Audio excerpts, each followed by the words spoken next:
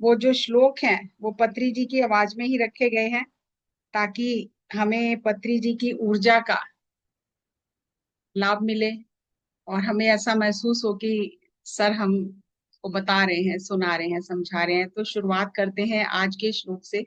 आज का जो श्लोक है उसमें सर कर्म के बारे में बता रहे हैं कि कर्म करना, हमने ये बहुत सुना है कि कर्म करना है, फल की इच्छा नहीं करनी है। और एक दूसरा श्लोक है जो जिसमें सर बता रहे हैं कि धर्म क्या है, अधर्म क्या है, स्वधर्म क्या है और पर धर्म क्या है, जो आज के समय में हमारे लिए जानना बहुत जरूरी है कि स्वधर्म क्या है, पर धर्म क्या है, धर्म क्या है, अधर्म क्या है। अगर हमने सत्य को जान लिया है, सत्य को पा लिया है, और हमने गुरु के दिए हुए सिद्धांतों को समझ लिया है, और फिर भी हम जो हो रहा है सामने हमें लग रहा है ये सही नहीं हो रहा, और फिर भी हम आवाज नहीं उठा रहे, चुप है हम, कि हम नहीं बोलते किसी के प्रभाव में आके कि सामने वाला हमसे ज्यादा शक्तिशाली है तो हम डर जाते हैं, या सामने वाला हमसे ज्यादा ज्ञानवान है। ये आजकल बहुत है कि वो तो इतने सालों से इतने ज्ञानवान है तो चलो छोड़ो, हमें क्या लेना है। तो फिर परेशानी मोल ले लेते हैं हम, क्योंकि आत्मा के सफर में जब तक सत्य के साथ जीना नहीं आया तब तक छुटकारा नहीं है। इसीलिए गुरुओं का ज्ञान एक प्रकाश स्तंभ की भांति हमारा मार्ग रोशन करता है कि ठीक है चलो, जो चूक हो गई सो हो गई, लेकिन आगे के लिए हमें समझ आ जाए कि अब तो हम खड़े हो जाएं उनके ज्ञान के साथ। तो श्लोक में आपको प्ले करती हूँ। नियतं कुरु कर्मत्वं कर्म ज्यायो ह्यकर्मणः शरीर यात्रापि च ते न प्रसिद्ध्येत कर्मणः कर्म ज्यायो ह्यकर्मणः शरीर यात्रापि च ते न प्रसिद्ध्येत कर्मणः नियतं कुरु कर्मत्वं कर्म ज्यायो ह्यकर्मणः शरीर यात्रापि च ते न प्रसिद्ध्येत कर्मणः यद्यदाचरति श्रेष्ठः तत्तद्देवेतरो जनः स यत्प्रमाणं कुरुते लोकस्तदनुवर्तते यद्यदाचरति श्रेष्ठः तत्तद्देवेतरो जनः स यत्प्रमाणं कुरुते लोकस्तदनुवर्तते यद्यदाचरति श्रेष्ठः तत्तद्देवेतरो जनः स यत्प्रमाणं कुरुते लोकस्तदनुवर्तते श्रेयान् स्वधर्मो विगुणः परधर्मान् स्वनुष्ठितात् स्वधर्मे निधनं श्रेयः परधर्मो भयावहः श्रेयान् स्वधर्मो विगुणः परधर्मान् स्वनुष्ठितात् स्वधर्मे निधनं श्रेयः परधर्मो भयावहः श्रेयान् स्वधर्मो विगुणः परधर्मात् स्वनुष्ठितात् स्वधर्मे निधनं श्रेयः परधर्मो भयावहः। अब हम ये तीन श्लोक हैं एक से एक जुड़े हुए। अब हम इसका पहले अर्थ समझते हैं और फिर सर ने जो इसका आत्मा अर्थ दिया है फिर उसको समझेंगे। जब आप ये सुनेंगे तो बहुत आसानी से समझ में आ जाएगा। नित्यम कुरु कर्मम त्वम, नित्य कर्म करते ही रहना है। जयायो है कर्मणः, कर्म ना करने से कर्म करना ही श्रेष्ठ है। शरीर यात्रा भी च तेनः, शरीर की यात्रा पूर्ण नहीं होती है। प्रसिद्धेत कर्मणः, जब तक हम कर्म नहीं करते हैं तो शरीर की यात्रा जो के मनोरथ है यात्रा का, वो पूर्ण नहीं होता है। शास्त्र सम्मत कर्म करने हैं हमें, कर्म ना करने की अपेक्षा कर्म करना ही उत्तम है। कर्म ना करने से आपके शरीर की जीवन यात्रा कैसे सिद्ध होगी। शरीर यात्रा में नियमित रूप से सब कर्म करते रहना है। कर्म करना है या नहीं करना, ये समझ कर कर्म करना है, अकर्मक स्थिति में नहीं रहना है। श्री कृष्ण अर्जुन को समझा रहे हैं कि अपनी स्थिति को समझकर आप ही निश्चय करो, स्वधर्म का पालन करो। स्वधर्म क्या है, पहले ये समझ लो। स्वधर्म आपकी स्थिति पर निर्भर है, किस स्थिति में क्या कर्म करना है ये समझना है। कर्म सभी लोगों को करना है, पर आध्यात्मिक मार्ग में जो लोग आगे बढ़ रहे हैं उन्हें समझकर कर्म करना है। बाकी लोग उनके कामों को देखकर आगे बढ़ेंगे। हजारों आंखों से लोग उनके कामों को देख रहे हैं, वह देखते देखते सीखेंगे, इसलिए समझकर कर्म करना है। बाकी लोग कर्म करेंगे तो उन्हें कोई नहीं देखेगा। जो अध्यात्म में आगे बढ़ रहे हैं उनके कर्मों को सब देखेंगे और उस तरह से आचरण करेंगे, इसलिए उन्हें बहुत जागृत रहकर कार्य करना है, क्योंकि वे आदर्श पुरुष हैं।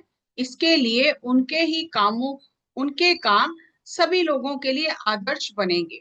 दूसरा श्लोक जो पत्री जी ने लिया, यथा चरति श्रेष्ठस्त देवोत्तरः जना ता यत् प्रमाणम कुरुते लोकस्त तदनुवर्तते। यदा चरति श्रेष्ठस्ता देवो, जिस तरह से श्रेष्ठ व्यक्ति कर्म करता है दूसरे लोग देखकर उसका आचरण करते हैं। सा यत् प्रमाणम करुते, दूसरे लोग उसे प्रमाण समझकर उसका आचरण करते हैं। लोग सतदनु वर्तते, उन्हें प्रमाण के रूप में लोग स्वीकार करते हैं और उनका अनुसरण करते हैं, उन्हें रोल मॉडल समझते हैं और उन्हें देखकर वैसा ही कर्म करते हैं। जो योगी है उसे सही समझकर कर्म करना है, नहीं तो योगी ने किया है तो सामान्य व्यक्ति समझता है हम भी कर सकते हैं, क्योंकि वह उन्हें आदर्श मानकर उनका अनुसरण कर रहे हैं। उन्हें नहीं पता क्या सही है क्या सही नहीं है, बस वे पीछे चलते हैं। इसलिए आदर्श लोग जो आध्यात्मिकता में आगे बढ़ रहे हैं उन्हें बहुत सोच समझ कर कर्म करना है। मुख्य रूप से पिरामिड स्पिरिचुअल सोसाइटीज के मास्टर्स, पिरामिड मास्टर्स जिन्होंने ध्यान केंद्र खोले हैं, उनके कामों को सारी दुनिया देख रही है। वे जैसे चलेंगे उन्हें देखकर सभी लोग आगे बढ़ेंगे। अगर वह कुछ सही नहीं किया तो बदनामी हो जाएगी। श्रेष्ठ व्यक्ति की बात समझकर ही लोग आगे बढ़ते हैं। कुछ लोग अपने आप समझ कर आगे बढ़ेंगे, कुछ लोग दूसरों को देखकर सीखेंगे, लेकिन सामान्य व्यक्ति देखकर सीखता है, उन्हें अनुभव नहीं है। इसलिए जिसे अनुभव है उसे समझकर बोलना और करना है। मास्टर बनने के बाद जो आत्मज्ञान की स्थिति को पूरा करके आगे बढ़ता है उसी को समाज स्वीकार करता है। ध्यान योगी जो बनता है कर्मों को कैसे करना है वे समझ लेता है और वह सभी के लिए आदरणीय हो जाता है, वह सबकी भलाई के लिए काम करता है। उसे सहज सरल रूप से लोगों को समझाना है, आध्यात्मिक विषयों को कठिन नहीं करना है। इस श्लोक में श्री कृष्ण यही बता रहे हैं कि आत्मज्ञानी दूसरे लोगों को सरलता से समझाता है ताकि सभी लोग आगे बढ़े। पिरामिड स्पिरिचुअल सोसाइटीज मूवमेंट के मास्टर्स के लिए ये अत्यंत महत्वपूर्ण श्लोक है। मैं योगी हूँ, मुझे किसी की परवाह नहीं है, मेरे मन में जो आया मैं वही करूंगा, ये ठीक नहीं है। आप वन में नहीं रह रहे हो, आप समाज में रह रहे हो। वन में रहकर जो करना है करो, पर समाज में रहकर ऐसा नहीं कर सकते। योगी की सामाजिक जिम्मेदारी दूसरों से अत्यधिक है। मुझे सब पता है, मैं अपनी इच्छा से जो भी चाहूं करूं, नहीं, समाज में संग में है, इसलिए समझ के रहना है। मुझे सब पता है, ऐसा नहीं करना। समाज में आपकी सामाजिक जिम्मेदारी है, आपके कामों से समाज प्रभावित होता है, ये आपकी रिस्पॉन्सिबिलिटी है। सभी लोगों की भलाई को ध्यान में रखते हुए क्या करना है ये समझ कर करना है। They can not be doing irresponsible deeds. Yogi गैर जिम्मेदारी का काम कभी नहीं करेगा। गैर जिम्मेदारी से काम करने वाला योगी। कृष्ण परमात्मा इस श्लोक के माध्यम से अच्छे से ये समझा रहे हैं कि जो श्रेष्ठ हैं उनके कामों से समाज प्रभावित होता है, उन्हें वैसे ही समाज में रहना चाहिए, क्योंकि उनकी जिम्मेदारी बहुत समझकर सही काम करना है, वही समाज को प्रभावित करता है। ये याद रखना है कि प्रत्येक कर्म का समाज पर प्रभाव पड़ता है, प्रत्येक विचार का प्रभाव पड़ता है, प्रत्येक शब्द का प्रभाव पड़ता है। किसी के बारे में बुरा नहीं सोचना, बुरा नहीं बोलना और बुरा करना तो बिल्कुल भी नहीं।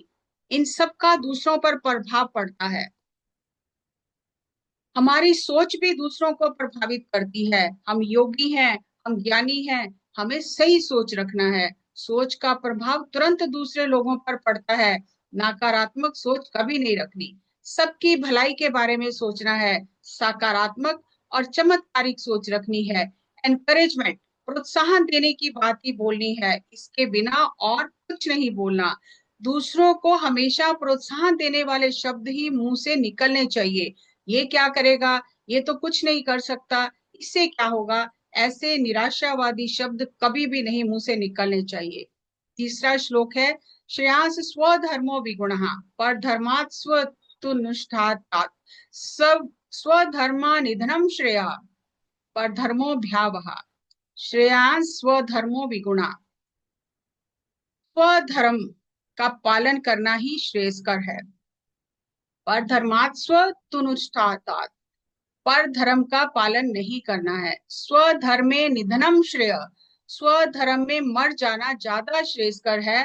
पर धर्मो भयावह, पर धर्म का पालन करना बहुत भयानक है। भगवत गीता में स्वधर्म के बारे में मुख्य रूप से बताया गया है। स्वधर्म क्या है? स्वधर्म व्यक्ति की स्थिति के अनुसार होता है। स्वधर्म ही श्रेष्ठ धर्म है। स्वधर्म आपका अपना धर्म है। हम आंखों से किसी को देखकर ये समझ रहे हैं कि वह बहुत उत्तम काम कर रहा है और उसी तरह हमने करना शुरू किया तो ये ठीक नहीं है। उसके स्तर पर वह ठीक है, उसके लिए वह धर्म है, लेकिन हमारे लिए वह ठीक नहीं है। हमारा स्वधर्म ही हमारे लिए ठीक है, ये आपको समझना है। हमारा स्वधर्म क्या है? वह जो कर रहे हैं वो उनके लिए ठीक है। आपके लिए ठीक है कि नहीं, आपको ये स्वयं समझना है कि मेरा स्वधर्म ही मेरे लिए ठीक है।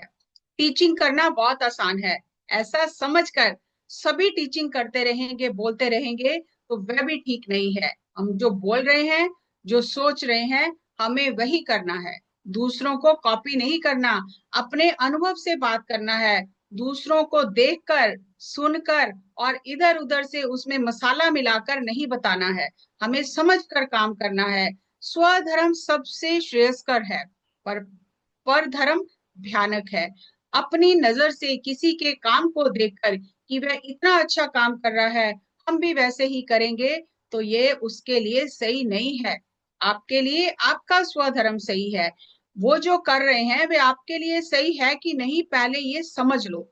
समझ कर करना, वो आपके अंदर से आना चाहिए, तभी करना है।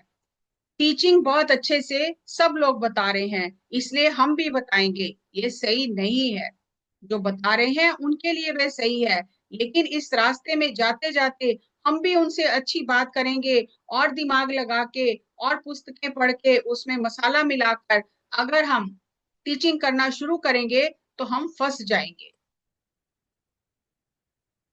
मिला जुलाकर हम और अच्छे से बताएंगे अपना दिमाग लगाकर, तो हम जरूर फंसेंगे। शेर को देखकर लोमड़ी अगर भेष बदल ले तो वह जरूर फंस जाएगी, क्योंकि वह शेर नहीं है। इसलिए अपना धर्म समझकर आगे बढ़ना है, पर धर्म को फॉलो नहीं करना। पर धर्म को देखकर जैसा वह कर रहे हैं वैसा ही करने का प्रयास किया तो धीरे धीरे मसाला जुड़ जाएगा। पक्षी के पंख आने के बाद उसका उड़ना सही है, अगर वो पहले ही उड़ना शुरू करेगा तो दूसरों को देखकर वो गिर जाएगा और ऐसे करने से उसका कष्ट और बढ़ जाएगा। इसलिए स्वधर्म पता करना है। शेर को देखकर लोमड़ी शेर बन जाए तो वह कष्ट इकट्ठा कर लेगी। पर धर्म और स्वधर्म को आप कैसे समझेंगे? जब ध्यान में आपकी स्थिति बढ़ जाएगी तब आपको स्वतः ही समझ आ जाएगा। इधर उधर भागना जरूरी नहीं है। ऐसे भागकर नीचे गिरकर हम और मुसीबत इकट्ठी कर लेंगे। जैसे जैसे ध्यान में, योग में उन्नत स्थिति में जाएंगे, तभी आपको अपना धर्म स्वयं समझ में आएगा कि स्वधर्म में कैसे रहना है। अगर ये पता नहीं है तो ऐसे ही जीते रहते हैं। नहीं, स्वधर्म समझकर स्वधर्म में जीना है। योग में आगे बढ़कर ध्यान करके आपको पता लगेगा कि आपका स्वधर्म क्या है। स्वधर्म को समझकर जीना है। आपके अंदर से आएगा कि आपका धर्म क्या है, धर्म क्या है और अधर्म क्या है। पहले ये समझना है, फिर बाद में स्वधर्म क्या है और पर धर्म क्या है ये समझना है। स्वधर्म में जीना, धर्म को समझ कर जीना है। अगर इसका पता नहीं है तो नासमझी में जीते हैं। पर धर्म भयानक है, दूसरों को देखकर उनके जैसे नहीं रहना। धर्म अत्यंत सूक्ष्म विषय है। ज्ञान मतलब जो सही है कि सही नहीं है ये समझ कर रहना है। धर्म अर्थात अलग अलग परिस्थितियों में अलग अलग धर्म होता है। ये सब समझकर, ज्ञान से जानकर कहाँ कब किस चीज का पालन करना है ये समझना है। ज्ञान प्राप्त होने के बाद ही धर्म समझ में आएगा, तब सही काम करेंगे। ध्यान से ज्ञान और ज्ञान के बाद धर्म समझ में आएगा। जब धर्म समझ आता है तभी सही अनुष्ठान होता है, तभी शास्त्र विहित कर्म होगा, तब पूर्ण योगी बनेगा, तो ही स्वधर्म का पता चलेगा। अगर स्वधर्म की समझ नहीं है, पूरा ज्ञान प्राप्त नहीं हुआ है, तो जिसे समझ आया है ऐसे योगी के पास जाकर पूछना है। पूछने में शर्म नहीं आनी चाहिए। हर व्यक्ति को दूसरे के आगे हाथ जोड़ने ही पड़ते हैं। जो नहीं जानता है उसे दूसरे के पास जाकर पूछने में शर्म नहीं करनी है। प्यार से पूछना है। अगर कोई मारेगा तो कोई बात नहीं, एक से बढ़कर एक रहते हैं, हमें जाकर उनसे पूछना है। हमने थोड़ा सीख लिया है पर हमसे भी ज्यादा ज्ञानी लोग रहते हैं, उनके पास जाकर समझना है। पूछने में शर्म नहीं करनी है, क्योंकि हर किसी के आगे कोई ना और ज्ञानवान रहता ही है। ये था पत्री जी का इस श्लोक को लेकर। 3 श्लोक इसमें उन्होंने कवर किए जो एक दूसरे से जुड़े हुए थे, तो उसी तरह से फिर इसको लेना है। तो इसका एक स्नैपशॉट भी देख लेते हैं साथ के साथ। आत्मा की यात्रा में कर्म करना बहुत जरूरी है। Karma is important in soul's journey. हम कुछ नहीं करेंगे, हम बैठे रहेंगे हाथ पे हाथ धर के, तो जो सीखने आए हैं वो नहीं सीख पाएंगे। Never be non doing state, कभी भी अकर्म स्थिति में नहीं रहना है, हमेशा कुछ ना कुछ करते रहना है। डिसाइड व्हाट टू डू और व्हाट नॉट टू डू, क्या करना है क्या नहीं करना है ये समझ कर करना है। Don't be a copy cat, दूसरों को कॉपी नहीं करना है, क्योंकि masters are an ideal for others. Master दूसरों के लिए आदर्श होते हैं, इसलिए उनकी सामाजिक जिम्मेदारी ज्यादा है। उन्हें बहुत ही सोच समझ कर कर्म करने हैं। धर्म क्या है दूसरे श्लोक में बताया, धर्म क्या है और अधर्म क्या है, स्वधर्म क्या है और पर धर्म क्या है। अगर हम ये जाने बिना दूसरों को देखकर उन्हें कॉपी करके काम करेंगे तो हम फंस जाएंगे। जिस तरह से पत्री जी ने उदाहरण दिया कि लोमड़ी अगर शेर को देखकर शेर जैसा व्यवहार करेगी तो जरूर मुसीबत में फंसेगी। और इसमें देखो कि कितना खोल के सर ने बताया कि टीचिंग करना बहुत आसान है, तो सभी दौड़ रहे हैं टीचिंग करने के लिए।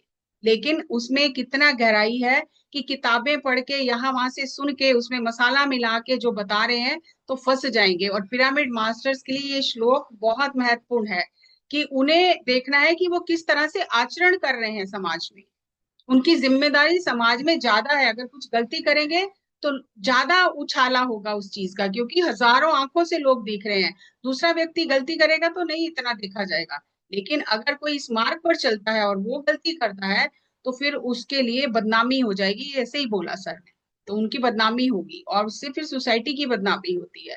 तो इसलिए जो मास्टर्स जिन्होंने ध्यान केंद्र खोले हैं उन्हें बहुत सोच समझ कर आचरण करना है।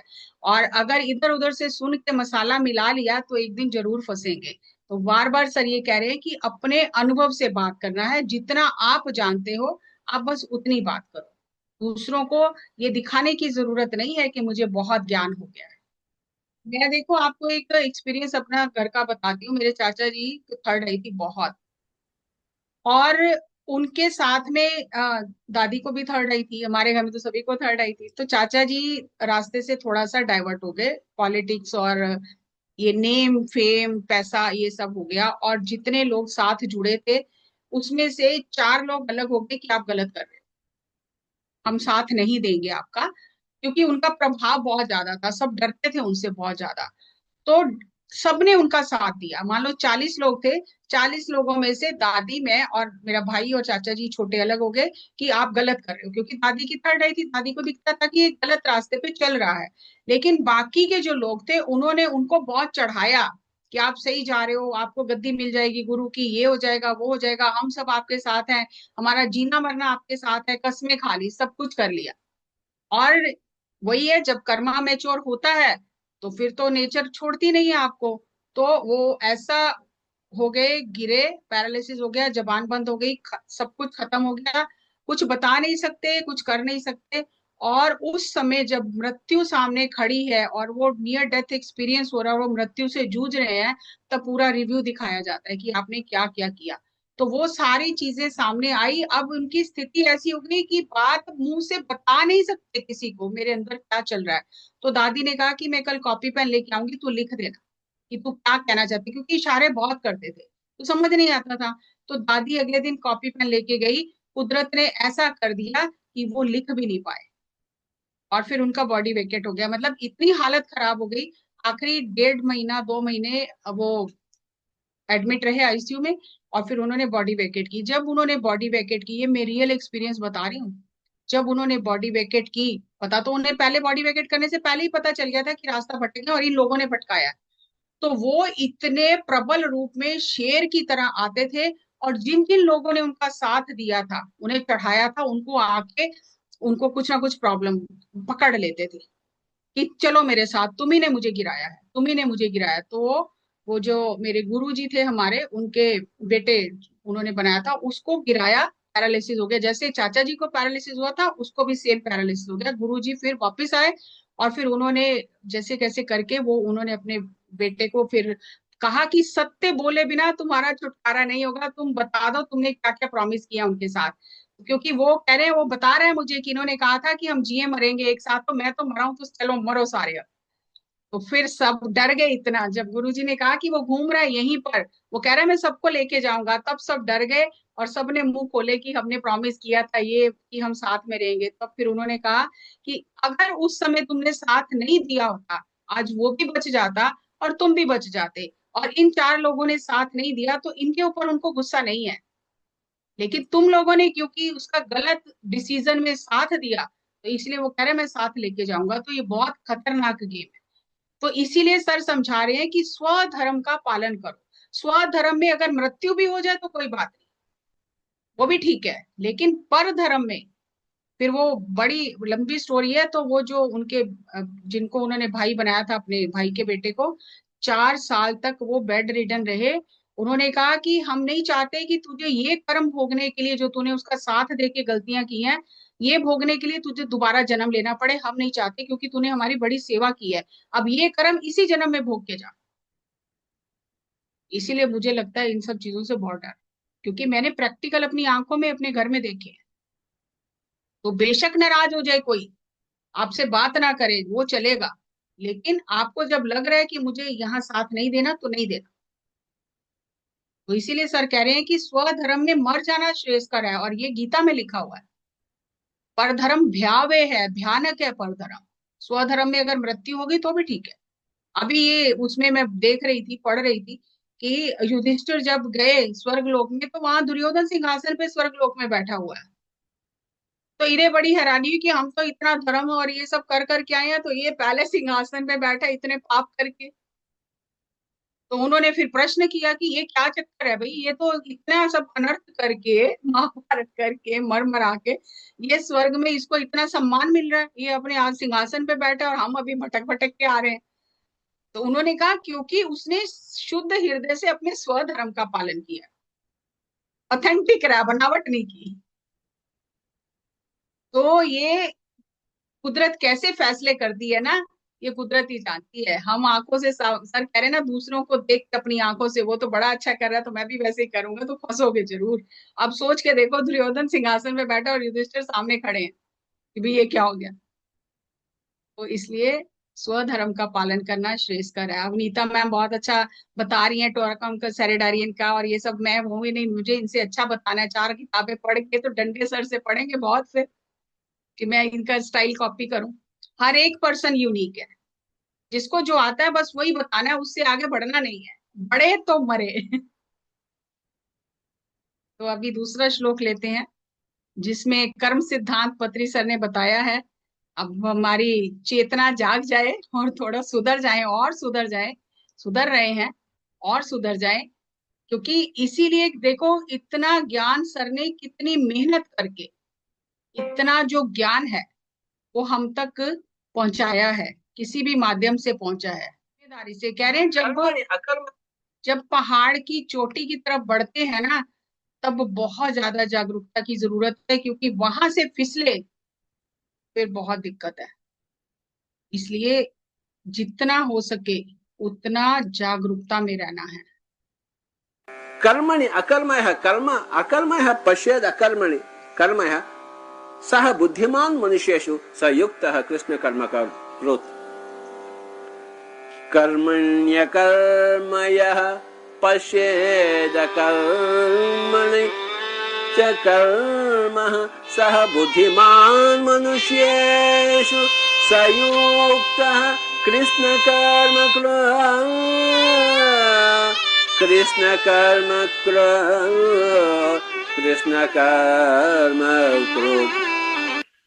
कर्मण्य कर्मयः पश्येद कर्मणि च कर्मयः सः बुद्धिमान् मनुष्येषु। कर्मण्येवाधिकारस्ते कर्मण्येवाधिकारस्ते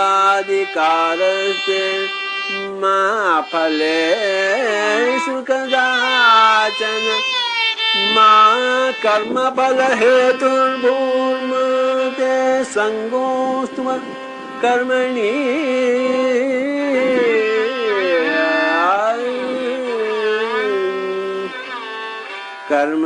कर्मण्यकर्मयः पश्येद कर्मणि च कर्मयः सः बुद्धिमान् मनुष्येषु स युक्तः कृष्ण कर्म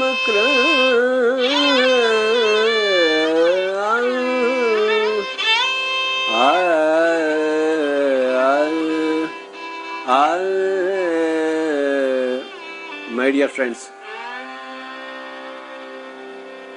योगः कर्मसु कौशलम समत्वम योग उच्यते।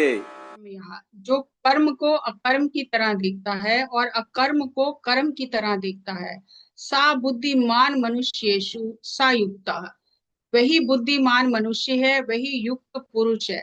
कृत से कृष्ण कर्म कृत, यही कृष्ण कर्म कृत है। कृष्ण कर्म कृत, यही कृष्ण कर्म कृत है, जो अपने सभी कार्यों को, कर्म को अकर्म की तरह देखता है और अकर्म को कर्म की तरह देखता है। और दूसरा श्लोक जो सर ने लिया है, वो लिया है कर्मण्येवाधिकारस्ते मां फलेषु कदाचिना। कर्मण्येवाधिकारस्ते मां फलेषु कदाचिना मां कर्म फल हेतु भूर्मरा ते संगोस्तत्व कर्माणि।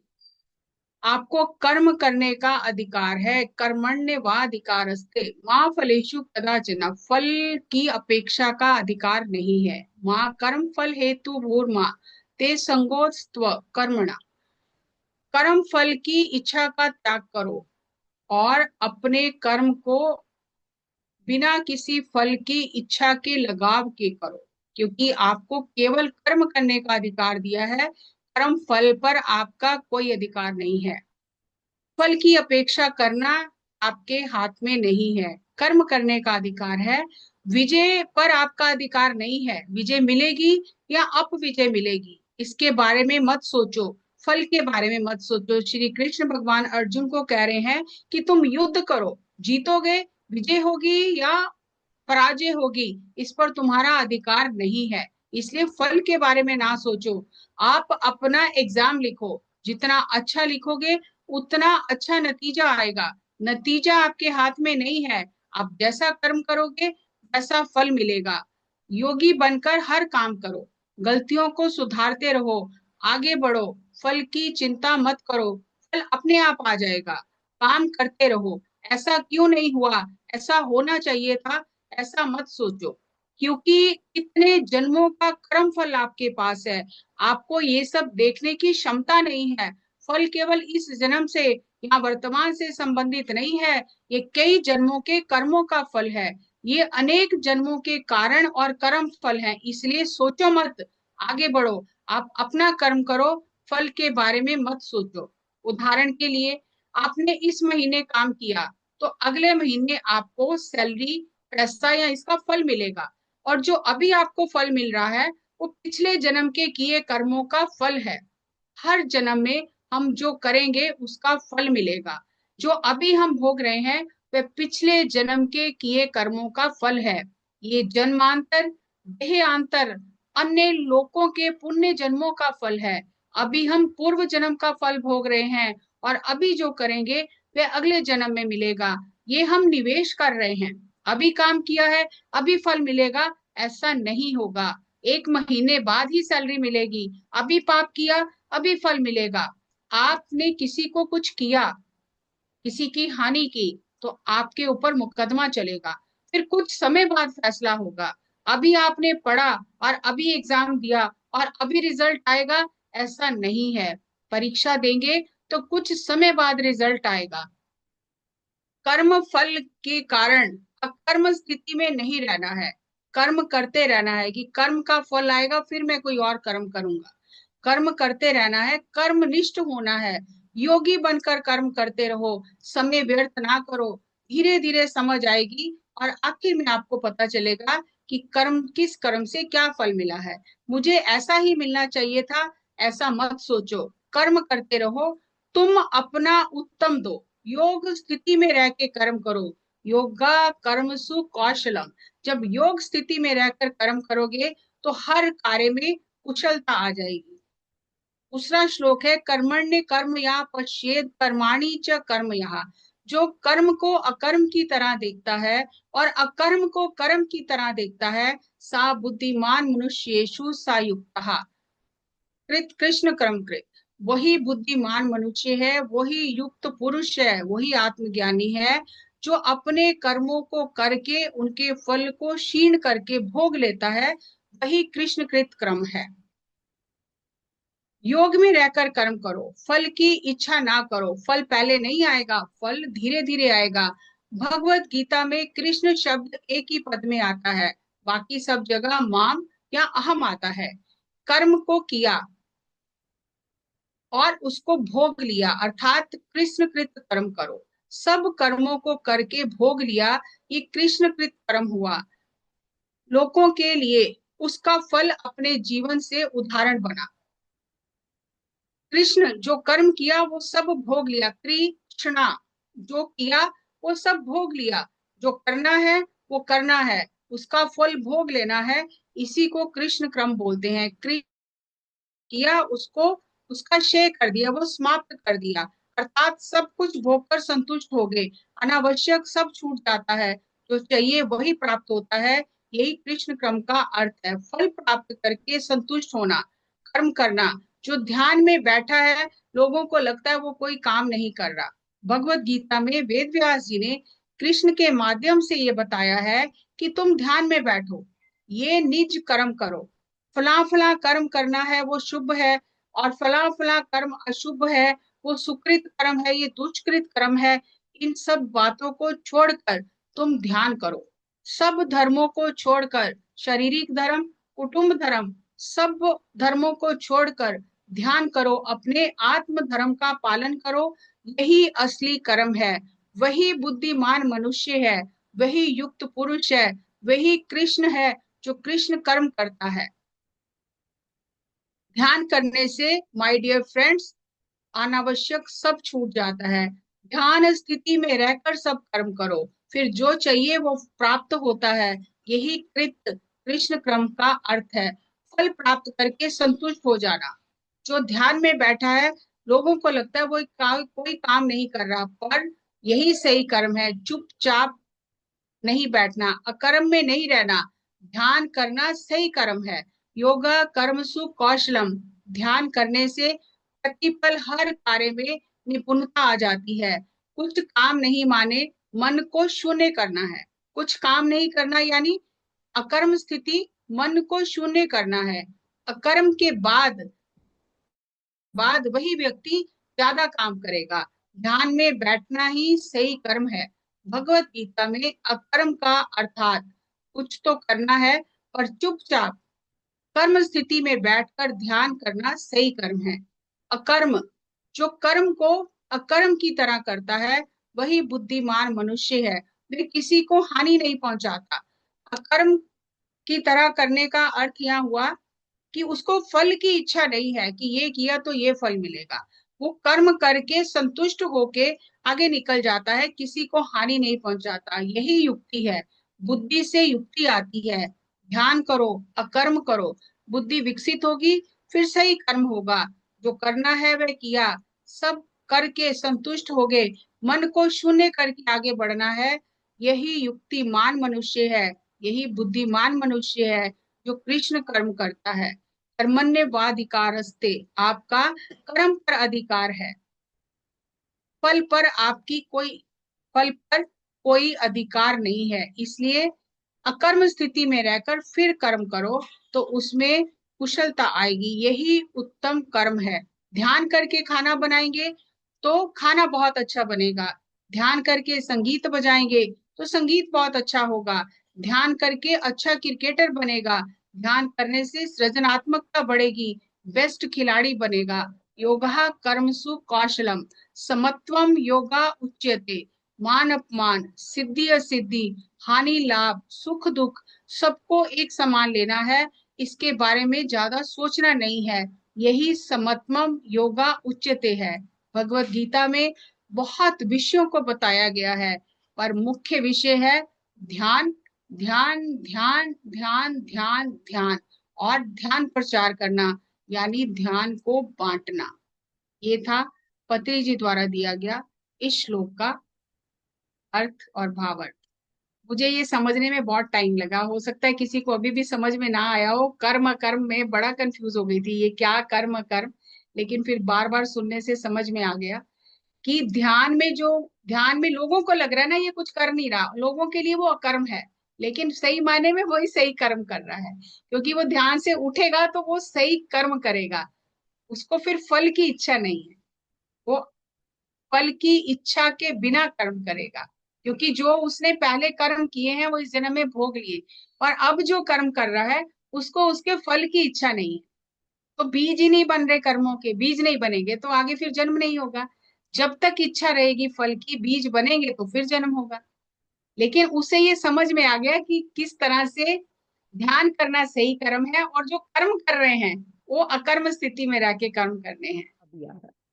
तो इसमें क्या है कि इस आत्मा की यात्रा में कर्म करना जरूरी है। ये सोची करे गलतियां हो रही हैं और हम नहीं करेंगे, ऐसा नहीं है, क्योंकि गलतियों से भी सीखेंगे ना।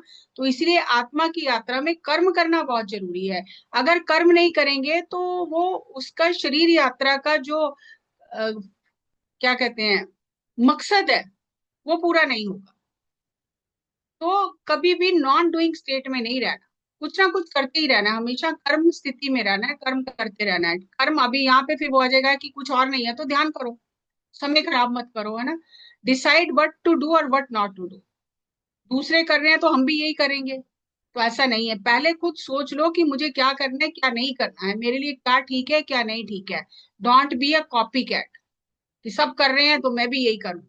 जैसे अभी पहले हमने डिस्कस किया, अब सब सिखा रहे हैं, ध्यान प्रचार कर रहे हैं तो हमें भी ध्यान प्रचार करना है। नहीं, ये अंदर की स्थिति के हिसाब से होता है। तो इसीलिए कॉपी कैट नहीं बनना है, क्योंकि masters are an ideal for others. देख रहे हैं लोग आपको कि आप तो इतने सालों से पत्री सर के साथ हो, आपने पत्री सर से इतना कुछ सीखा है। अब जो नए लोग आ रहे हैं वो क्यों परेशान होते हैं, क्यों कंफ्यूज होते हैं? क्योंकि हम जो सिखाने वाले हैं अगर हम सही नहीं बताएंगे तो उनको क्या पता सर ने क्या बताया, क्या सही है क्या नहीं सही है। तो इसीलिए सर कह रहे हैं कि पिरामिड मास्टर्स जिन्होंने ध्यान केंद्र खोले हैं, अब यहाँ पे हम ये भी बात जोड़ सकते हैं कि जो जूम सेशन चला रहे हैं, ये भी तो सेंटर वाली बात होगी ना। तो उनकी जिम्मेदारी बहुत ज्यादा है। ऐसे नहीं कि मैंने बना दिया आपको एडमिन, जो जो मैसेज है डालते जाओ उसमें सब। तो ये कोई खिचड़ी बाजार नहीं है ना, ये कोई शॉपिंग विंडो शॉपिंग नहीं है ना।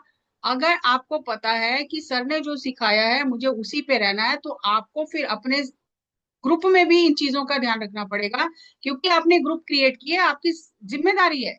अगर आपकी वजह से लोग भटकते हैं तो फिर वो आपका कर्म बनेगा। आपको जब पता है आप नहीं कर रहे हो वो चीजें, लेकिन आप अपने ग्रुप में अलाउ कर रहे हो दूसरों को कि वो मैसेज दें और ये लोग वर्कशॉप में भागें, तो ये भी आपकी गलती है। कि जब आपको पता है आप नहीं कर रहे हो तो आप दूसरों को क्यों कंफ्यूज कर रहे हो? तो ये बहुत गहरी बातें हैं। तो इसीलिए सर ने कहा कि पहले ये जान लो क्या करना है क्या नहीं करना है, धर्म क्या है और अधर्म क्या है। अगर हमें ये पता ही नहीं है धर्म क्या अधर्म क्या है, तो कैसे उसमें से निर्णय करेंगे? और इसमें सर ने एक बहुत बढ़िया बात बताई है, बातें तो सारी बढ़िया है। ध्यान से ज्ञान मिलेगा और ज्ञान के बाद धर्म का पता चलेगा।